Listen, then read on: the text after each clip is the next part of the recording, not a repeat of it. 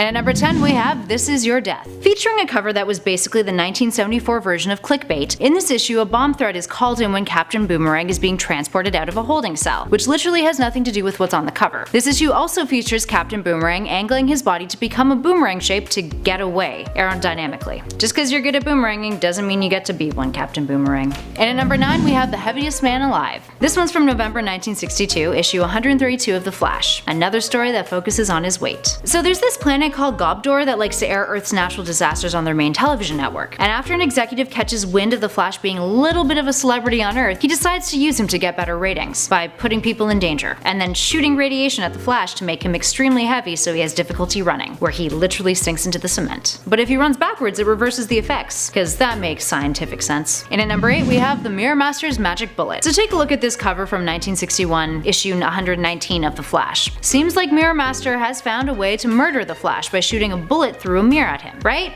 Nah. The story consists of Mirror Man getting his butt kicked by the Flash, and then retaliates by creating a magic bullet that when he shoots it through a mirror image of the Flash, makes the Flash his slave. Because that's not skewed marketing at all. Speaking of skewed marketing, and at number 7 we've got The Doom Scarecrow. This story appears in The Flash 118 from 1961 and features Barry Allen as the Flash in Hollywood, helping out on a movie set as a consultant, because he definitely doesn't have anything better to do with his time, like save lives. Nope. And the Doom Scarecrow? Well, it's a prop that apparently contains evidence, and the Flash needs to save it from a bullet striking it so it doesn't catch on fire, because the props people just probably just couldn't shoot it, so that would solve the problem. And at 6 we have The Top is Alive and Well in Henry Allen. So this one is from The Flash 303 volume 1 from 1981. Barry finds out that his father's been having an affair with a younger woman. After doing some investigating, Barry confronts his father, and turns out his dad is dressed up as the Top. Now Barry previously killed the Top by accidentally giving him brain damage. But don't worry guys, because then Barry finds out that his real father is actually dead and it's just the ghost of the Top inside of his dad's body. That's not traumatic in the slightest. And at 5 we have The Trickster's Toy Thefts. This one from 1965 features the Flash facing off against the Trickster, who has 3 evil, questionable schemes that have to do with theft. And what do these thefts entail? Well, him escaping on a hobby horse, a surfboard, and a tricycle. Classic Trickster. And how does the Flash defeat him? Well, he tries using thumbtacks, which obviously don't work. He just eventually punches him in the face to save the day, but I'm really curious as to why he thought the thumbtacks would be better than, his super speed. And at 4 we have The Secret of the Empty Box. This one's from DC's Showcase Volume 1, issue number 8, and the story features a giant mystery box that appears in Central City. The whole city loses their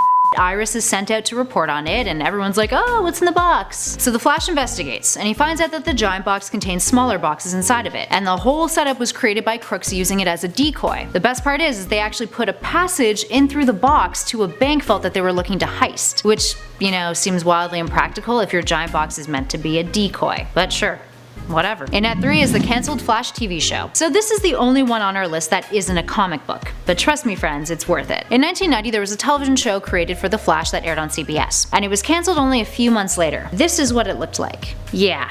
And the most notable star who appeared on the show? Mark Hamill as the Trickster. And at 2 we have The Invasion of the Cloud Creatures. So Barry and Iris go to this lecture that is being held by Dr. Wily Summers. He's been testing volcanic lava and has felt someone's eyes watching him while he's been doing it. So naturally he thinks that there are cloud creatures that are created by volcanoes, and that earthquakes are caused by cloud creatures trying to break out from the ground. Everyone in the scientific community laughs at him, but don't worry, because turns out they are real and they start attacking US Air Force bases. So how does Barry defeat them? Well, he tries creating a tornado to capture them, but it only makes them stronger. So then he jumps from cloud to cloud, attacks the center nucleus, and then turns the cloud creatures into ordinary rain clouds. But I'm just not gonna question the science behind that one. And finally at number 1 we have The Swell-Headed Superhero. Featured in The Flash volume number 1, 177 from 1968, this issue has the Trickster decide to up his game a bit technology-wise. He exposes the Flash to a camera that gives off radiation. And what does the radiation do? Well, it makes the Flash's head swell up, and it goes huge. This results in some pretty intense headaches for Barry as he chases the Trickster around. Eventually the Trickster kidnaps Barry and brings him to his lab, where Barry notices the headaches have stopped. So he starts whipping dishes at the Trickster and eventually knocks him out with a recliner minor. Then he finds an antidote in the lab which has some residual radiation on it, which is why his headaches had stopped. Yay. And at 10, the trial of the Flash. Time to get homicidal. So the trial of the Flash was part of a story arc that ran for several issues in 1984. Flash kills the Reverse Flash and has to go on a trial for manslaughter, but despite his legal woes, keeps getting attacked by villains in his rogue gallery, which results in his face becoming disfigured. The Kid Flash actually testifies against him on trial too, and it features some of the funniest covers in Flash canon, including him lying in the fetal position in a prison cell. And at number 9 we have Robot Assassination. This one takes place in the future, the year 2971 to be exact, where a robotic John Wilkes Booth is attempting to kill a robotic Abraham Lincoln, who is leader of the Earth West, which he does, and it gets weird. Anyway, the reason they're in the future in the first place is to visit Iris's parents, so I'll just leave you guys with that to think about. Glad that Walking TV though told them that Abe Lincoln died. Always useful. And at number 8 we've got Music Festivals Aren't Always Fun. This one's from a story called The Evil Sound of Music. Real creative title there, DC. Barry Allen was attending music festivals before it was cool. In issue 207 of The Flash from June 1971, Barry and his wife Iris decide to go to a music festival. But oh no guys, cause Sargon the Sorcerer also goes, and oh god, the drama that ensues. Never want to run into your frenemies at music festivals, totally kills the vibe. Anyway, Sargon uses magic to take control of the music. Demons show up, the music turns to shrieking, and overall it's just a bad trip. And at 7, Assassinating the President. Almost. This one's from Flash issue 200. Also known as Count 200 and Die. In 1970, a foreign spy named Dr. Lou brainwashes the Flash into thinking he is bringing hairspray to his wife when he is really attempting to assassinate the President of the United States. Common mistake happens to all of us, doesn't it? So this brainwashing makes Flash think that Dr. Lou is his wife, and the hairspray, well, it's actually a laser gun. But don't worry guys, cause Dr. Lou then kisses him and gives herself away, cause it's not the brand of lipstick that Iris usually wears, so Flash snaps out of it, cause lipstick flavors they're not really that different, but I guess we'll let that one slide. And at 6, he gets his leg stolen. In the Flash issue number 146, one of Flash's rogues, Mirror Master, steals his legs, which just so happens to be responsible for his super speed in this one, even though Speed Force. So this issue starts off with Flash taking a success course, and one of his classmates is actually Mirror Master in disguise. But don't worry, because then he reveals himself, goes up in front of the class, gloats for a little bit, and then runs away after using a new mirror weapon that somehow switches their legs. So Mirror Master is crazy fast and knocks out the Flash. But that's fine, because this was all basically for nothing, since they then return to class, Mirror Master has his legs switched back, and then Flash punches him unconscious. Like I said, Silver Age, don't question it. And at 5 we have the Flash versus Turtle Man. What's the ideal nemesis for the fastest man ever? Oh, a turtle. Yeah, for sure. First appearing in 1956, you can only guess as to how Flash takes this one on. So after Turtle Man robs a bank, the Flash chases him after he escapes via boat. The Flash is like, hey, no problem, I can run across the water because I'm super fast. But turns out his speed actually pushes the boat further away from him, and he literally says, since I can't capture the rowboat by running after it, I'll have to stop it by not running after it. Sheer brilliance. He realizes that that won't work because, you know, he's running on top of water and would fall into it if he stopped, so he just runs circles around the boat instead, creating a vortex, and then catches Turtle Man in his arms and brings him to the police. How romantic. Up next at number 4 we have Colonel Computron. Okay, first off guys, look at him. We can all be in agreement that he looks, well, really dumb. Second, when the Flash faces off against him in the early 80s, I guess the writers were like, yo, let's just make a villain that's totally into technology. Cool, what can he do? Well, he'll use video game themed gimmicks. Yeah, great idea, high fives all around. So the Colonel was a toy maker named Basil Nerblin, who worked for a toy corporation and hated his job. He dresses up as one of his toy creations, Captain Computron, seeking revenge from the owner of the toy company, until Flash fights him off. But he literally puts the Flash into a video game. Or rather, reassembles him into living electronic impulses. Yeah. And at 3 we have the Flash versus the Top. Speaking of stupid villains, here we have one named the Top that the Flash first encountered in 1961. The Top is a petty crook who likes spinning tops, and he taught himself how to spin real fast to deflect bullets. He tries to blackmail the world, because that's apparently a thing you can do, with an atomic top that, when it slows down, will destroy half of the world. He imprisons the Flash inside of it, but that's cool because then the Flash vibrates out of it. But that's not the end of the Top. How does he die? Well, his brain cells are destroyed by being in close proximity to the Flash's super super speed vibrations, which hardcore injures his brain. But that's not where the story ends, oh no. He plants a bunch of bombs around Central City, prepares a recording where he talks about his terminal condition, and then tries to coax other people into defusing the bombs, which has to be done by gathering them and stacking them on top of each other. Cause yeah, that sounds like a plan that won't cause them to explode at all. Flash eventually stops the bomb from exploding, but that doesn't make this whole scenario any less dumb. And at 2, we've got the cosmic treadmill. Once upon a time during the Silver Age, the Flash decided that the best means of cosmic time travel was to use a device so powerful that it could send him into the future. Good idea. But what kind of device would be capable of that? Why, a cosmic treadmill would do the trick. So the cosmic powered treadmill kind of just looks like a regular treadmill, but jazzier. Yeah. He used it to time travel in a storyline called The Conquerors of Time, and while at first readers probably just kinda shrugged it off, this damn thing kept coming back. So what can it do? Well, it travels between multiple Earths, it apparently works by generating vibrations that shifts the user into a specific time, and it's super precise too. It does need someone super fast to run on it though to make it function. And the best part? Its origins are never explained. But why would they be? Because, you know, that's not how the Silver Age worked, friends. And at number 1, that time Superman raced him because the UN wanted it. Oh, come on, DC. The Flash does one goddamn thing and you're gonna let Superman almost emasculate him because Superman just has to be good at everything? So in 1967, in Superman number 199, the UN decides that, hey, let's get the Flash and Superman to race. Yeah, great idea. So they invite the two heroes to the office of the Secretary General, and the Flash and Superman are all like, well, what can we do for you, sir? And the Secretary General says, I called you here to make an important request of you. Yeah, we'll be glad to help the UN in any way, sir. And then the Secretary General is like, good, then you will not mind running a race. Cause, you know, the UN doesn't have better shit should be doing. So they run the race and it's a tie. Rad. But that wasn't the end of that. DC had them race again in the Flash 175 in the exact same year, with the results being a tie again. And then this happened again and again and again in later comics.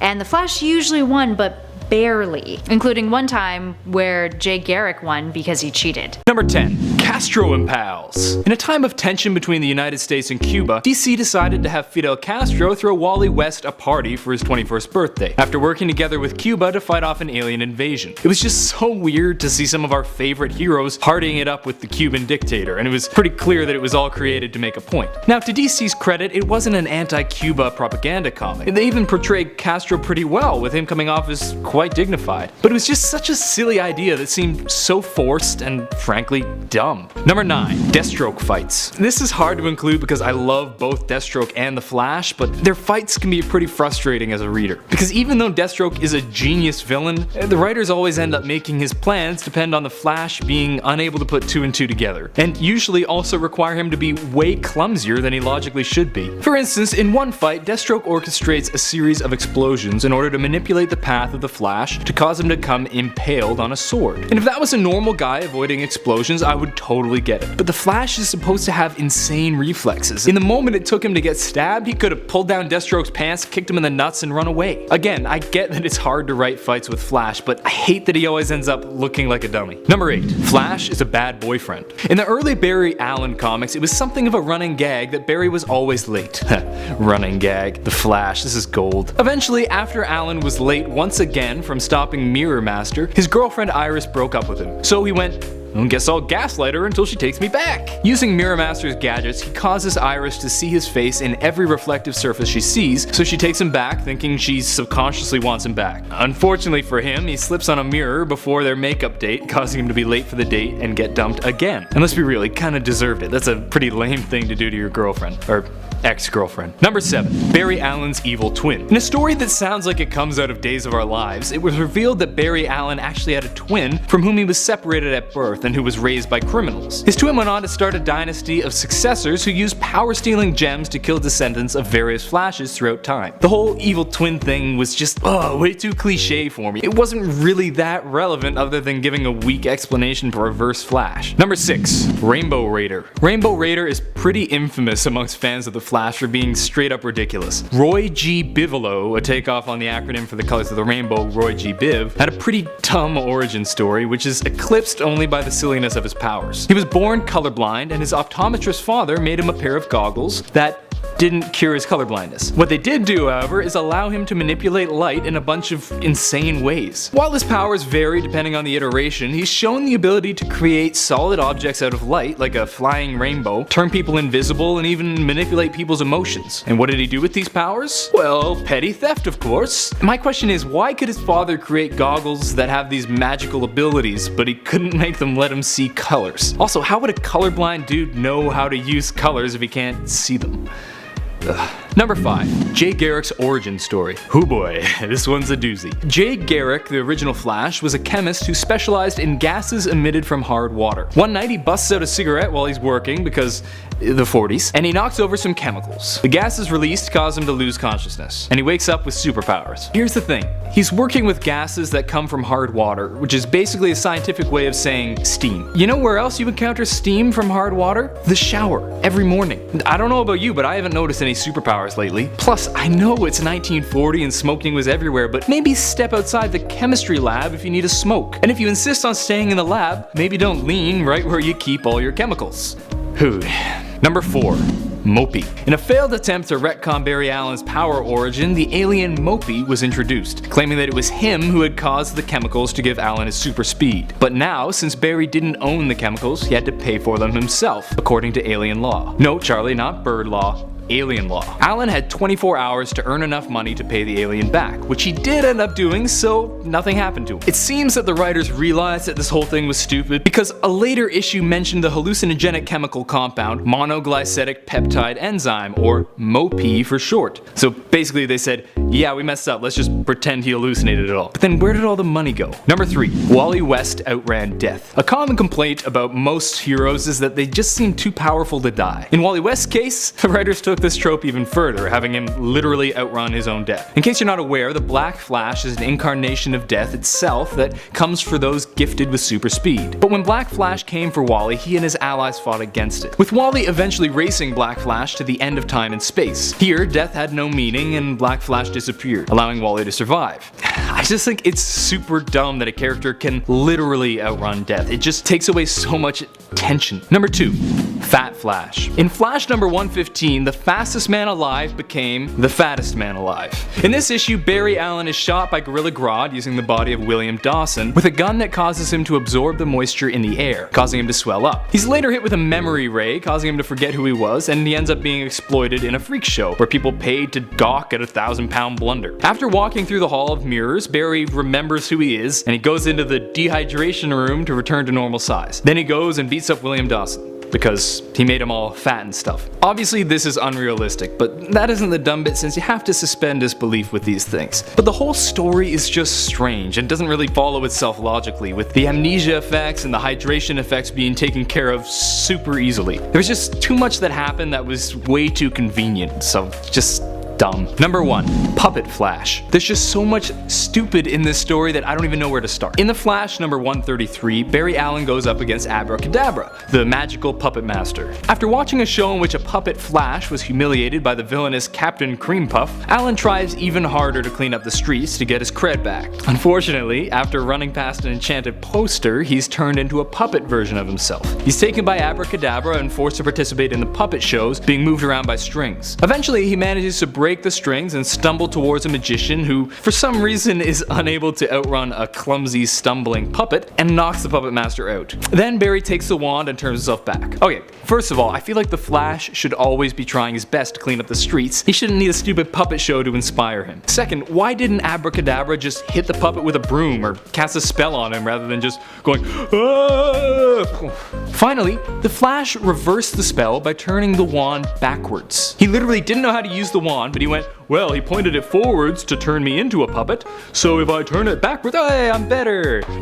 So much dumb. Number 10. Fountain drinking. I suppose classifying this as dumb may be a bit of a stretch since, hey, the guy needs water and it's right there, but it's pretty undeniable that he looks ridiculous. Plus, and this is just a personal thing, but either drink from the jet or scoop the water with your hands. What's the point of doing both? You're wasting precious drinking time, Groot. Number 9. Hitchhiker's Groot to the Galaxy. In Groot number 1 from 2015, we saw Groot and Rocket in one of the funniest adventures yet, trying to hitchhike their way across the galaxy. First of all, Groot looks unbelievably adorable in this issue. Second, the whole idea is kinda dumb, but entertaining enough that I accept it. But then they're picked up by a trio of shape-shifting aliens who are basically the Three Stooges. Again, I can't stress this enough, I found this hilarious and enjoyed it, but it was kinda dumb. Especially when Groot and Rocket just snuck out using an escape pod while the trio argued amongst themselves. Number 8. Okay, gonna have to take another moment from Groot number 1 because my goodness was that full of dumb moments. Soon after escaping the shapeshifters, Groot and Rocket find themselves on a planet analogous to Krypton, where we see Kor-El and Zora preparing to send their infant son to Earth so it can survive their planet's imminent destruction, until Rocket and Groot take their only escape pod and doom the child. Again, was this funny? Absolutely. But this was both dumb of them, since they could have taken the kid with them, and incredibly cruel of them, because they could have taken the kid with them. It's just savage. Number 7. Okay, the last one from Groot number 1, I promise. It's a pretty easy promise because it's the last panel of the issue. After being attacked by a team of bounty hunters, Rocket gives Groot his booster so that Groot can get help. He says, "Go tell everyone exactly what happened." But then Groot responds with, "I am Groot."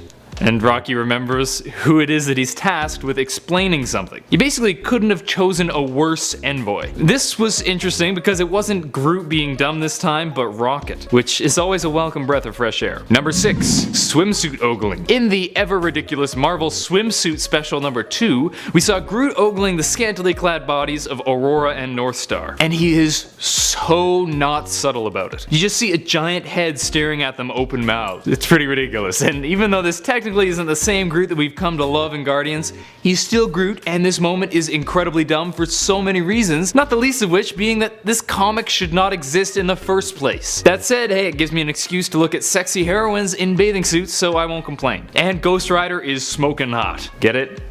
Because of the fire. I'm clever. Number 5. Rocket suddenly gets it. While most of the other items on this list are actually pretty funny and interesting, this is one that actually kind of bothers me. In Groot number 2, we learned how Rocket came to understand Groot's language, and it was way too simple. After being locked up in a cell together for a few months, the two were fighting the guards together, and Rocket just suddenly understood Groot. No build-up, no attempt to learn, he just suddenly got it. I was looking forward to seeing an explanation, and this one was super disappointing and really dumb. Number 4. Hit by the Silver Surfer. At the end of Groot number 2, Groot was hit by a traveling Silver Surfer and his companion Don Greenwood. This was dumb for so many reasons. Not only is it insanely unlikely that Silver Surfer would be anywhere near Groot with the infinite universe for him, but the fact that he literally smacked into him is both statistically unlikely and doesn't really fit Surfer's character. He should be able to avoid a giant tree creature. That said, it led to a pretty neat adventure with Groot teaming up with the Surfer team, and it was a decent issue, so what you gonna do? The Groot comics were goofy, and I'll take a few dumb moments in the name of getting funny Groot comics. Number 3. Me Our Shrub. This pains me to include because I actually thought it was pretty hilarious, but it's also pretty dumb. In Rocket Raccoon and Groot number 1, Groot hired a team to make a delivery, and this team was none other than Pockets Possum and Shrub. Shrub? Like an actual shrub? Kinda similar to Groot. Oh, and Pockets Possum?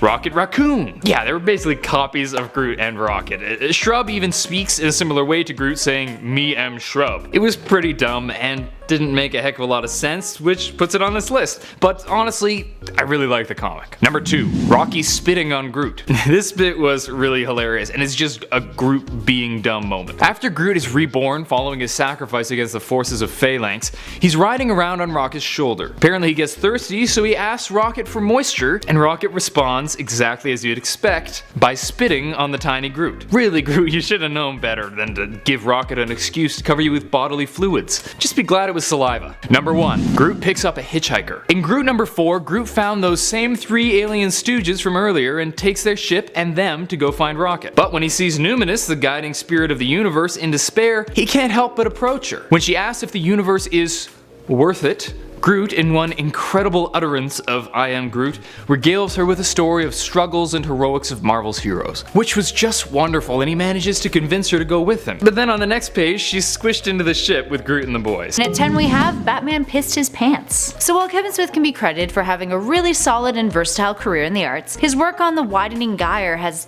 well, some questionable moments. Especially when Bats is retelling the story of his first use of pyrotechnics to scare off some criminals. He reveals that the blast of fire was larger than than expected, causing him to have a bladder spasm, so he peed his pants. Humanizing or humiliating? You guys tell me. At 9 we have All-Star Batman and Robin. So in this Frank Miller series that came out between 2005 and 2008, Batman is sort of a huge dick to Robin. Well, he's kind of a dick to everybody. But his emotional abuse of his young ward is just, well, impressive at best. While some critics and fans adore the series, you can't deny that Bruce is a little bit more aggressive than his usual self, and produces gems like these. But hey, he is the goddamn Batman after all. He also has sex with Black Canary after setting a bunch of criminals on fire. Whatever floats your boat, bats. Up next, number 8, we have Batman Odyssey. Hey, you know what sounds like a really good idea in theory? A Ulysses version of Batman. And in practice?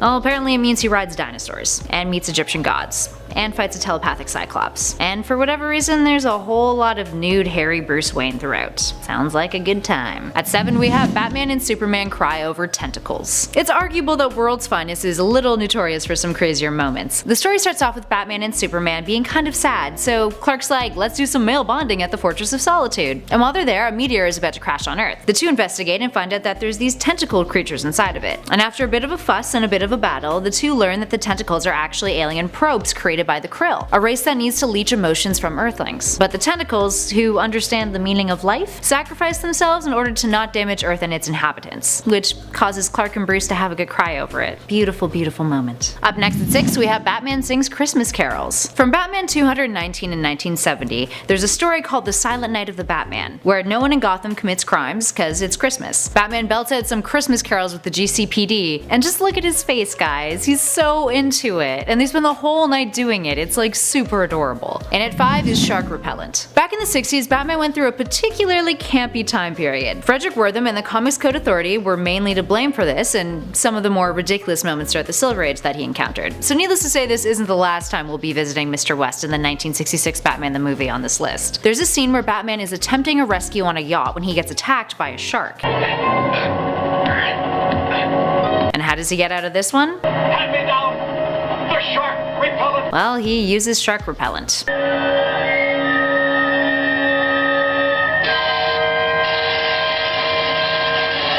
And at 4 we have Batbaby. This is one of my personal favorite Batman moments. A product of the Silver Age, this story from Batman 147 in 1962 features Bruce being shrunk down to the size of a toddler. He escapes from the fight with Robin carrying him in his arms, with his batsuit draping over him because now he's all little. But don't worry guys, that won't stop the Dark Knight. He's quick to realize that he's still capable of the same amount of physical strength, cause that makes logical sense, right? And decides he still wants to go out and fight crime. And Robin's all like, yeah, that seems like a totally plausible idea, let's do it. And he goes along with it. But what do they do about his batsuit? Well, Batman instead rocks some overalls, as one does. Eventually he's returned to his normal size, but keeps the Batbaby costume as a trophy in the Batcave, which is kinda weird. And at 3 is Rainbow Batman. From the 1957 Detective Comics issue 241, this one's just a good old fun time. So Robin is off saving a girl's life during a robbery, and does some real detective work when he starts tracking down the robbers afterwards. Meanwhile, Batman is at the Batcave having a real hard time picking out his costume. Yes,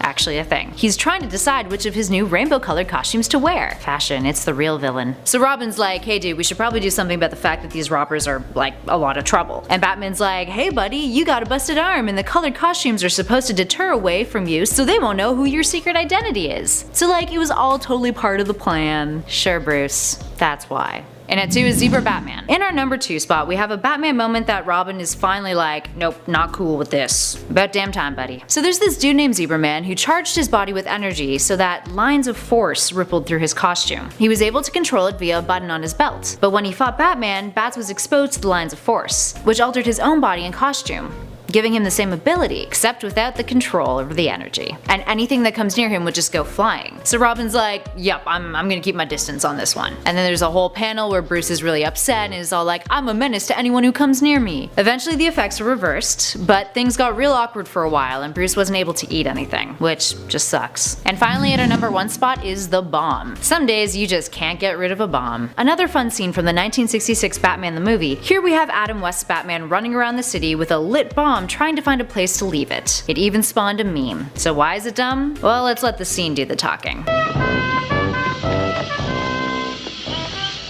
Some days you just can't get rid of a bomb. And booby traps. This one's taking a break from the comics. In the Ultimate Spider-Man TV show, we saw Deadpool fighting Spider-Man. At one point, a trap was sprung with arrows shooting at them, so they dive into water that turns out to be piranha infested, and they get bit. They shake off the fish, and Spidey mutters, "Booby traps." And of course, Deadpool starts laughing. Why is he laughing? Well, You said traps! I mean, trap is a pretty funny word. Number 9. It's just a mask, dude. In Deadpool number 9, Deadpool had just finished flirting with Black Widow, with some success actually, and was listing off their similarities like, we're both into guns, we both like kicking people, when he was interrupted by Taskmaster, who drops a bomb with, you both have faces that make children cry. Oh wait, that's just you. Damn! Then in an uncharacteristically non-clever retort, Deadpool replies, oh, you're one to talk with that stupid skeleton face on your face? Oh, you mean this mask that I can take off? F Taskmaster. Yeah, that was pretty dumb. Wait. Number 8. This is one that I'm sure many of you know about, but it's just so dumb I can't leave it off. As you may know, Thanos has kind of a thing for death, even going on a quest to destroy everything in existence to impress her. Yes, her. Death's a woman. Come on, get with the times. It's 2017. Anyway, Thanos realizes that death is kind of crushing on Deadpool, so he used his power to make Deadpool virtually immortal, so that he could never be with death. What a punishment. Hey Thanos, death totally said I'm hot. Can you make me immortal too? Number 7. Deadpool is a great dad. And by great, I mean terrible. In 2014's Deadpool number 34, Wade had a heart-to-heart with his daughter Eleanor, and he's just the worst role model ever. First he gives her the lovely piece of wisdom that she should always carry a knife in her shoe for good luck. Then he does his own version of a pull my finger joke involving said knife. You know where that's going. While she does seem to laugh it off, these are not the type of life lessons you should be giving to your impressionable child. Number 6. Nicknames are hard. In A+X number 8, Deadpool is working alongside Hawkeye, and he tries to come up with a nickname for him. But apparently it's super hard because Hawkeye has heard all of them. How often do people call you Legolas? All the time. Nice shooting, Hunger Games. Heard it. Brave, the girl from Brave. Sorry, man. Man, I can totally relate. I grew up with the name Ron. Do you know how many times I was called Ronald McDonald? Do you understand the trauma one faces when people sing this stupid frickin' Harry Potter Puppet Pals song every time they meet me? Ron Weasley. Oh, stop. Number 5. Pancake time. When Domino was sent to invite Deadpool to join the X-Men, he had a different idea. He had previously cooked up 372,844 pancakes and put them in a pool. It was all part of the plan. He was then on a rooftop when Domino came to talk to him, and he threatened her with his gun, forcing her onto the glass roof, then caused her to fall into the pool of pancakes. And you may be thinking, well, that's pretty weird that he made them just for a dumb joke, but it's even dumber than that because they weren't even meant to be part of the joke. He just straight up made them because he was bored. Number 4. Ice-T is an X-Man. Well, not really. But apparently Deadpool gets him mixed up with the X-Men. In 2008's Deadpool number 17, when Deadpool was trying to kill Kincaid in the name of the X-Men, to convince his inner monologue that it's okay to kill the police officers that were after him, he claims that the X-Men kill cops and that they even wrote a song about it. To which the inner voice says,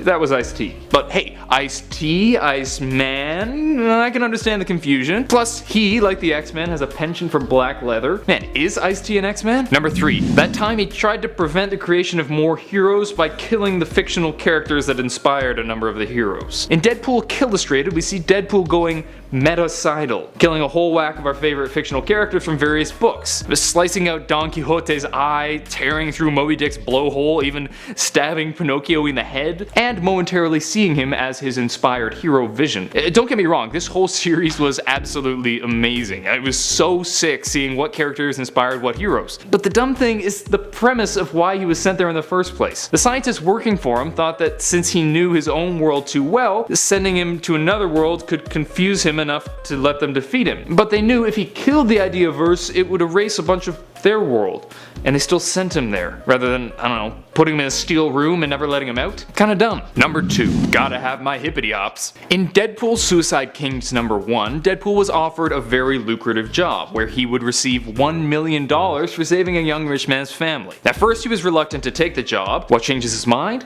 He imagines what he could do with $1 million. And what he imagines is him on a hippity hop, surrounded by sexy ladies who are also on hippity hops. And then he asks where one would buy hippity hops in bulk. bulk. Yeah, that's a wise economic choice. Number 1. Genius tactics to cushion your fall. In 2013's Deadpool number 10, Deadpool found himself falling off a building, but he comes up with an amazing plan to help him fall to safety. He decides to eject his poo to make him lighter. This sounds pretty dumb, but if I'm being honest, if I found myself falling off a building, I'd likely find myself ejecting my poo whether I plan to or not. But I'm not convinced it would actually work.